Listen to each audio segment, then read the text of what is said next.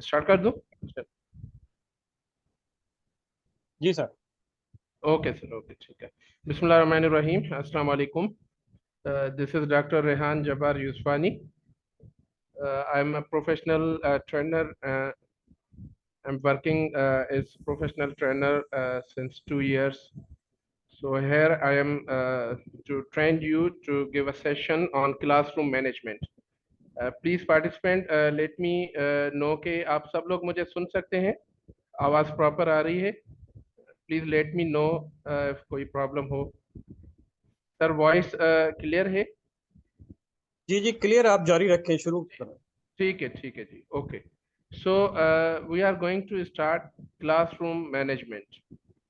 सबसे पहले हम देखेंगे कि क्लासरूम मैनेजमेंट है क्या.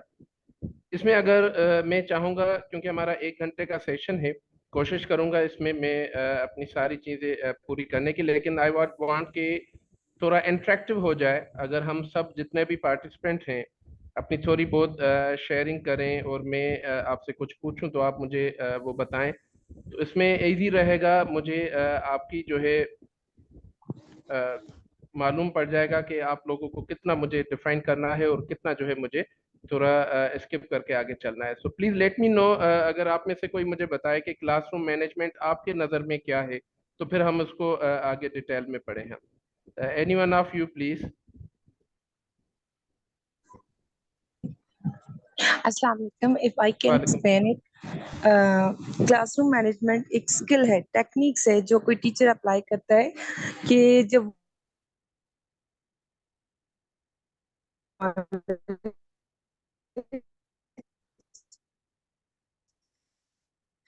डिसिप्लिन एंड हर बच्चे का कैलिबर जानते हुए उन सबको अपने साथ इन्वॉल्व रखना, ये एक प्लानिंग है बेसिकली मेरे ख्याल से. प्लानिंग है, ओके, वेरी गुड, ठीक, वेरी गुड.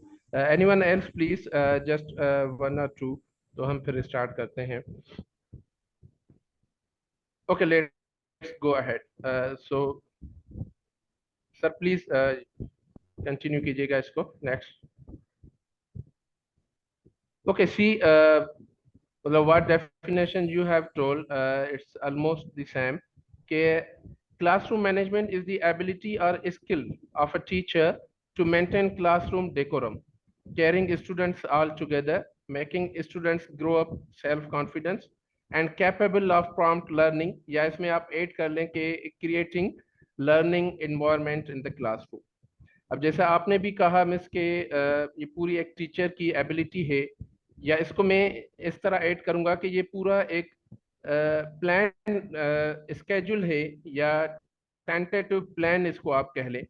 पूरा एक होता है कि किस तरह क्लासरूम में स्टूडेंट सबको जो है एक क्रिएट लर्निंग एनवायरनमेंट क्रिएट करके स्टूडेंट की जो लर्निंग कैपेबिलिटी है उनको इंक्रीज करके, और उसके साथ साथ क्लासरूम का जो डिसिप्लिन है वो मेंटेन करते हुए आपका जो लेसन प्लान होते हैं उसको आप पूरा करें. यानी लर्निंग तो पर्पस होता है, जो इटर्नल पर्पस होता है, लेकिन क्लासरूम को कैरी किस तरह करना है, क्योंकि most of the times classrooms में प्रॉब्लम्स भी होती हैं, लर्निंग प्रॉब्लम्स होती हैं, एटीट्यूड इश्यूज आते हैं, मैनेजरियल इश्यूज आते हैं. तो इन सब चीज़ों को एक साथ लेकर प्रॉपरली अपने लेसन प्लान को चलाना इस ऑर्डर में कि आपके स्टूडेंट जो आप चाह रहे हैं, जो आपका गोल है, वो अचीव कर सकें, इसको क्लासरूम मैनेजमेंट स्किल कहते हैं. So next let's move to next slide. Okay, अब we directly come towards the जो मैंने यहाँ पे जो है तकरीबन 20 या 22 एक पूरी लिस्ट बनाई है, वो मैं आपसे डिस्कस करता जाऊंगा कि क्लासरूम मैनेजर, अगर आप सब लोग टीचर हैं और एक्सपीरियंस हैं, काम कर रहे हैं, तो यू मस्ट नो. डिटेल में हम नहीं जाएंगे इसके, अब सिर्फ हम स्किल्स पढ़ेंगे क्योंकि इतना टाइम हमारे पास नहीं होगा. अच्छा, एक और चीज़ आई वांट टू क्लियर कि ये जो मैं जितनी भी स्किल्स आपको अभी एक्सप्लेन करूंगा, I am pretty sure कि most of you must have been aware to these. दूसरी बात ये कि जितनी भी ये लिस्ट होगी, it's not any hard and fast rule, और nor it's an driven from any holy book कि आपको यही जो है 20 अगर मैं पढ़ता हूँ, आपको बताता हूँ, तो आपको वही किसी और उसमें बुक में या किसी और लिटरेचर में आपको यही चीज़ें मिलें। आगे पीछे हो सकती हैं, कहीं आपको 25-30 मिलेंगी, कहीं आपको जो है कोई बल्क बना दिया, बंच बना दिया गया होगा, 4 या 5 आपको मेन स्किल्स मेंशन की गई होंगी और उसमें जो है छोटी छोटी चीज़ें मेंशन की होंगी। सो बहरहाल you will find different skills and different, इसका जो क्रोनोलॉजिकल ऑर्डर है वो आपको डिफरेंट मिलेगा। बहरहाल सो फर्स्ट ऑफ ऑल जिसपे almost most of the world एग्रीन है कि you have to set norms for the class. यानी आप जब भी क्लासरूम में जाते हैं ऑन डे 1, तो आपको पहले जो है सबसे पहले क्लासरूम में अपने नॉर्म सेट करने चाहिए, वैल्यूज, या आप कह लें कि क्लासरूम की जो रूल्स एंड रेगुलेशंस हैं वो आपको सेट करनी चाहिए। अब यहाँ पे आप देख लें, involve student and discuss them the rules and principles to be followed throughout the session. I am sure कि हमें से ज़्यादातर लोग क्लासरूम में ये करते होंगे। अब रूल्स कौन से हो सकते हैं कि हाउ टू अरेंज सीटिंग।